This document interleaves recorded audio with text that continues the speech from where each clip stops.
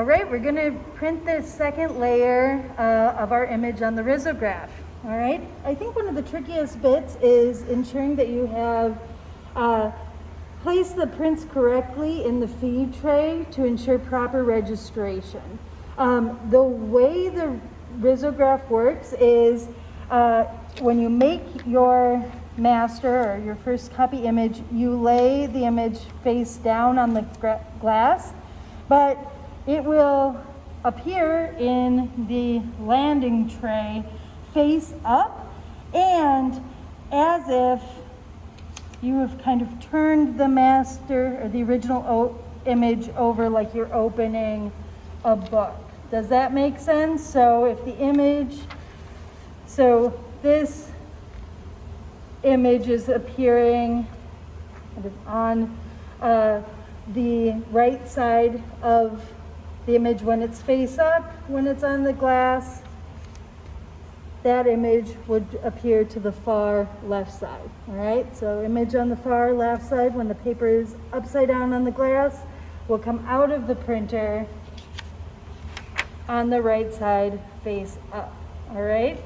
I kind of emphasize this point because when you are loading your previous layer, you're going to want to load it into the tray in exactly that same orientation. So you can see this image with the little cat on top of the machine and the little cat in the box are both sitting on that far right side. All right? So let's just make up a test print to make sure I'm giving you the right instructions first, and then I'll show you how to load these prints properly into the machine. Come back over. Sometimes you have to wake up the machine, that's this little blue button, but it should remember exactly where we were, so I don't have to make a new master. I still just have white paper loaded in my machine, and I'll just make two just to make sure that I'm remembering the proper orientation.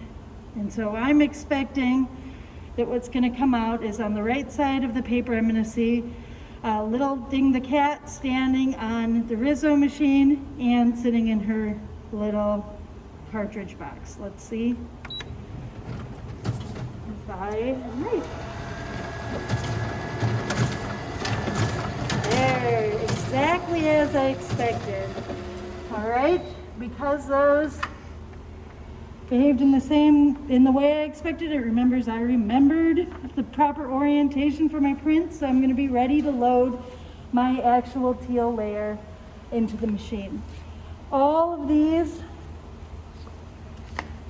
stack of prints are all oriented in the same direction. It's sometimes smart to do a quick flip through.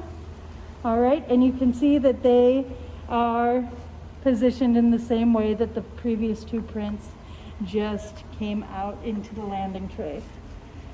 So I'm going to bring it over. I have to disengage my paper, so I'm going to press this button. Oops, and I guess I'll hold it. And bring it absolutely all the way down. Realign my paper. And again, I didn't turn it in any way.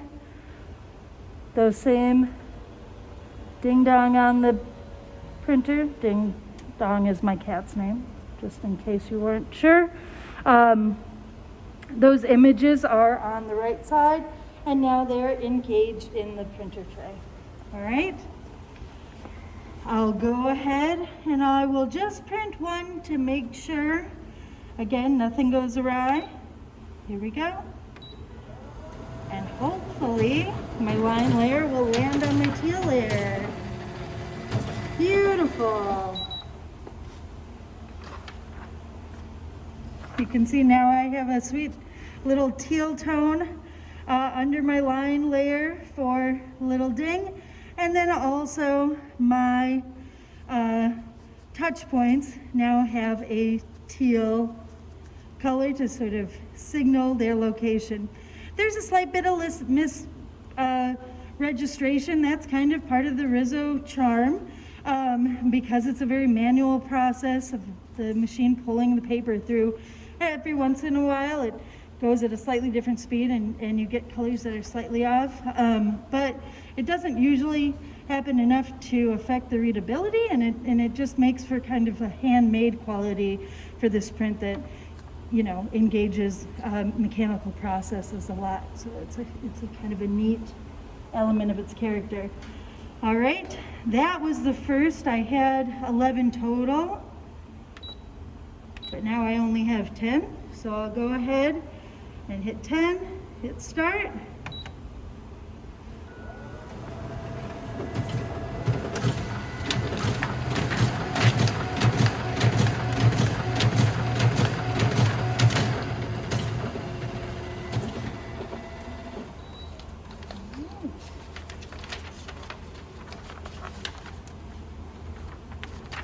And then I would go ahead and put all of these in the drying rack. Hooray! That's it.